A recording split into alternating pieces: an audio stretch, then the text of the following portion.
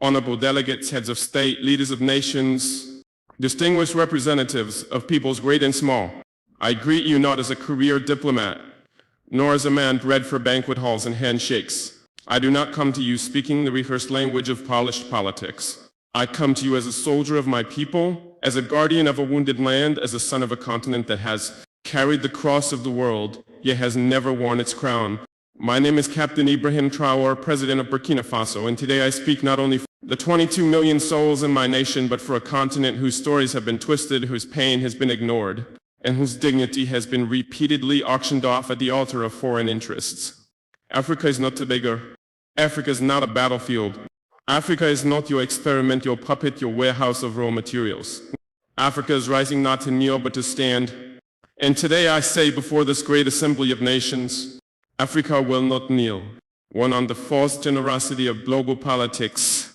For decades you've sent us aid with one hand while extracting our lifeblood with the other. You build wells in our villages while your corporations drain our rivers. You donate vaccines yet patent the cures. You speak of climate action yet continue to fund the very forces that burn our forests and dry our lakes. What kind of generosity is this? The kind that feeds the mouth but silences the voice. The kind that keeps a man alive just enough to keep him dependent. We are not blind to this hypocrisy.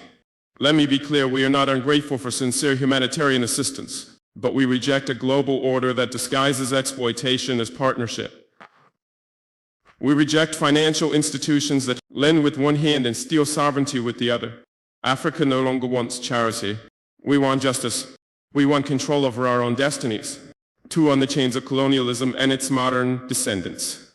Our wounds did not begin with us. They were inherited legacies of an empire-building madness that saw us not as humans, but chiefs, as cargo laboratories. My ancestors were not consulted when maps were drawn with rulers and compasses in Berlin. The borders of Burkina Faso, like those of many African nations, were not carved by our ancestors, but by men who had never stepped foot on our soil, who knew nothing about languages, our tribes, or our spirits. Today, colonialism has a new face. It wears suits, it hosts forums, it signs contracts in Geneva and Paris and Washington. But it still takes without consent, it still dictates instead of dialogues, it still silences instead of listening. If you want to talk about peace, then let's begin by unlearning the arrogance that peace is something only you can teach us. 3, on resource exploitation and the myth of development. They call us developing as if the theft of centuries did not set us back.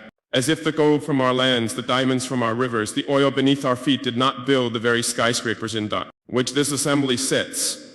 Let us speak plainly. Burkina Faso is rich, Africa is rich. Rich in minerals and culture and wisdom and youth. But you have taught us to measure richness in GDP and export value.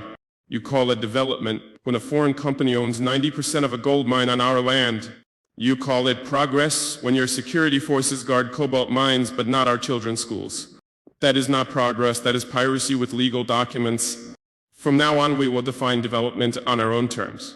Development that puts children in classrooms, not minerals on cargo ships. Development that respects the land, the people, and the soul of a nation. 4, on sovereignty and interference. Why is it that when an African nation makes independent choices we are called unstable? Why is it that when we seek military cooperation outside the colonial sphere, we are labeled a threat? Burkina Faso has chosen to walk a path of sovereignty that is not a threat to peace. It is a declaration of adulthood. We are no longer under your guardianship. We are no longer your junior partners in diplomacy. We are a free people. If a nation chooses partners that respect it rather than exploit it, that is not rebellion. That is wisdom. Let it be known, no foreign power will dictate the alliances of Burkina Faso. We will build relations based on mutual respect, not historical guilt or present-day intimidation. 5, on terrorism and manufacture wars. You ask why there is violence in the Sahel. You ask why our youth take up arms. But you do not ask who benefits when our mines are guarded by private mercenaries, while our villages are left vulnerable. You do not ask how weapons arrive in deserts that produce no steel. You do not ask why peacekeeping never seems to end the war. The truth is, many of the so-called solutions to African security problems are merely business models.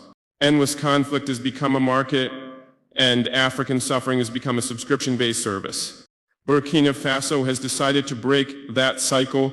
We will fight terror, but not with dependency. We will secure our nation not with foreign dictates, but with national dignity.